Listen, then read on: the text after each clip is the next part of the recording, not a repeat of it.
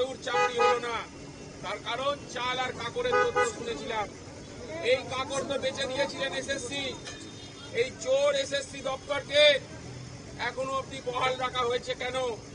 এই চোর এসএসসি দপ্তর, যে দপ্তর দুর্নীতির আপাতমস্তক ভাবে জড়িত, এই এসএসসি দপ্তর আজকে মিটিং আপনি আলোচনা করছেন, শুনলাম অনেকে নাকি ঢুকতে পায়নি। এটাও খুব লজ্জাজনক ঘটনা।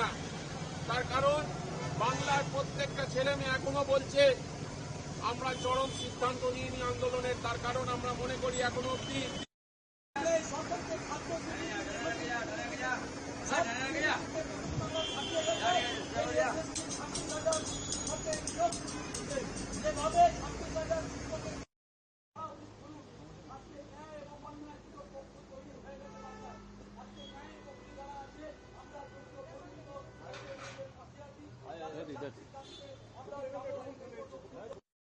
नहीं ना। जी, क्या मांग को लेकर आते हैं? देखिए, पश्चिम बंगाल में जो एसएससी स्कूल सर्विस कमीशन का जो नियोग दुर्नीति सामने आया, वो व्यापम केलेंकरी को छोड़ा गया।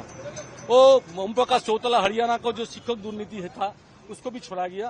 तो त्रिपुरा में मानिक सरकार सीपीएम का मंत्री था, मुख्यमंत्री, उसका जो 10,000 शिक्षक दुर्नीति में था उसको भी हटा दिया। पश्चिम बंगाल में एसएससी दुर्नीति 26,000 शिक्षक का नौकरी चला गया। हाई कोर्ट से सुप्रीम कोर्ट तक विचारपति लोग मांग रहा था ओएमआर सीट, राज्य सरकार से ओएमआर सीट दाखिल नहीं किया। फले जो हुआ हाई कोर्ट का राय सुप्रीम कोर्ट में बजा रहा है। हाई कोर्ट भी बोला था 26,000 नौकरी खत्म, और सुप्रीम कोर्ट में बोल दिया 26,000 नौकरी खत्म। इसीलिए जो पश्चिम बंगाल का जो मुख्यमंत्री है, जो चीफ मिनिस्टर ममता बनर्जी, उसका हम लोग रिजाइन मांगता है। आप जल्द से जल्द रिजाइन कर दीजिए। जो 26,000 शिक्षक का नौकरी चला गया पश्चिम बंगाल में, किसी लिए गया? प्रातिष्ठानिक दुर्नीति के लिए। तो दुर्नीति के खिलाफ हमारा जो आज के आंदोलन है दक्षिण कलकत्ता जिला कांग्रेस की तरफ से मुख्यमंत्री चीफ मिनिस्टर का रिजाइन देने हम लोग मांगता है। एक बार इसे बांग्ला में भी रिपीट कर दीजिए। ত্রিপুরাতে মানিক সরকারের শিক্ষক দুর্নীতি আমরা দেখেছি, আমরা ব্যাপম কেলেঙ্কারি দেখেছি মধ্যপ্রদেশে, আমরা হরিয়ানাতে ওম প্রকাশ চৌতালা মুখ্যমন্ত্রী ছিলেন, তার শিক্ষক দুর্নীতি দেখেছি। এই সব দুর্নীতিকে ছাপিয়ে গেছে পশ্চিমবাংলায় এসএসসি দুর্নীতি, যে 26,000 শিক্ষকের চাকরি চলে গেল। এই 26,000 শিক্ষকের চাকরি যাওয়াতে আজকে পশ্চিমবাংলায় আজকে অন্ধকারময় হয়ে গেছে। আমরা মুখ্যমন্ত্রীর পদত্যাগ দাবি করছি।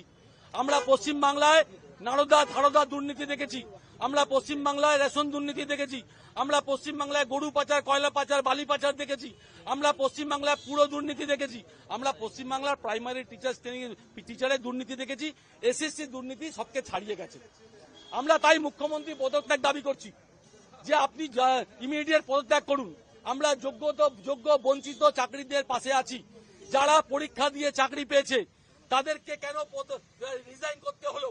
মুখ্যমন্ত্রী মমতা বন্দ্যোপাধ্যায়ের জন্য তাদের চাকরি গেল। আজকে তিনি যদি ওএমআর সিট কিংবা মিরর পেজটা যদি হাইকোর্ট বা সুপ্রিম কোর্টে পেশ করতেন, তাহলে দুধ কা দুধ পানি কা পানি হয়ে যেত।